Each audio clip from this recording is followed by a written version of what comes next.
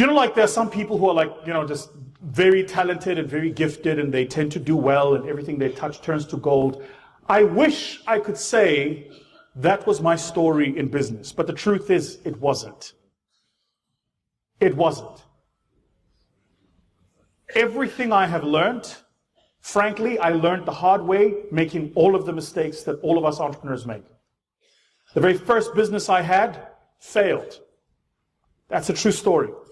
In fact, I remember at the time I'd rented an office out in Centurion, and I used to drive a Toyota Runex RSI, 6 gears forward, red, with the reclining rear seats.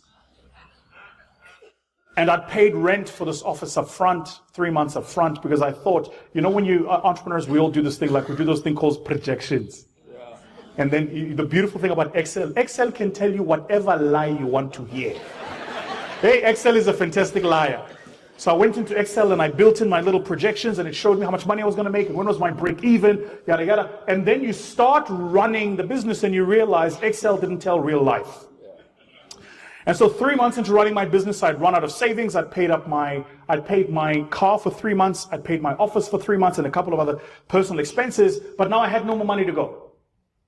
And so for the next 3 months that followed that, I missed my car payments. And then you get that little letter from the bank. It's a fantastic experience if you've never had it. And I don't mean fantastic in the good sense. I mean fantastic like it'll really wake you up.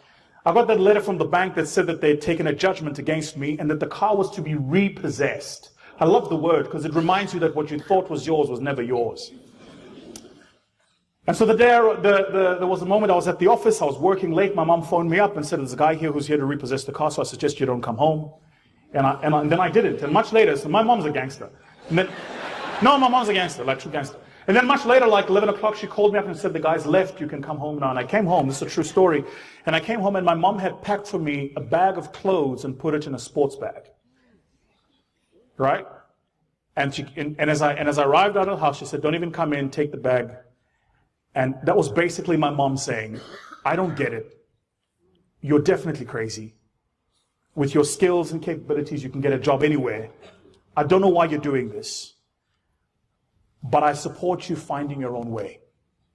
I took that bag, I went back to the office, and then I lived there. I don't mean lived as in I visited. I mean I slept in the basement of the office at Inkwazi Office Park in the dead of winter. I used to wake up every 20 minutes and switch the car on for 10 minutes to warm it up because it would get so cold. 4:30, 5 o'clock every morning, I'd go upstairs, I'd clean up, and then I'd try and get some work done for that day, whatever work was there, if any at all.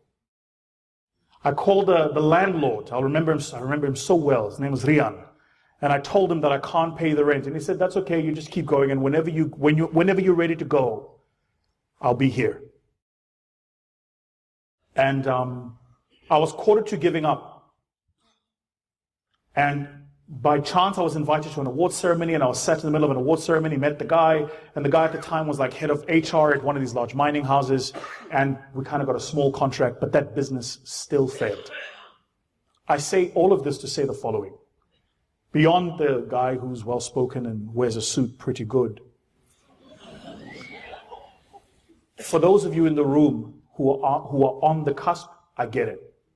I've been where you are. I know exactly what happens when the debit orders bounce. I know what happens when the school wants to chuck your kids out of the school because you're not making school fees. I get what it is that when you hope your children won't get ill because the medical aid isn't there anymore. So I don't talk about business because it's theory. I talk about it because I'm in it.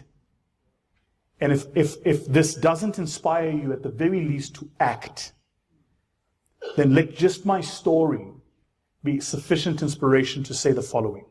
It's only but by God's grace that I was afforded the time and opportunity to recover, recoup, rebuild. And it is only His covering that has brought me to this moment. And so I want to say to the person in this room who is on the cusp of giving up, don't. You're so close. And all that needs to happen is you need to find the right path, the right opportunity, and the right people.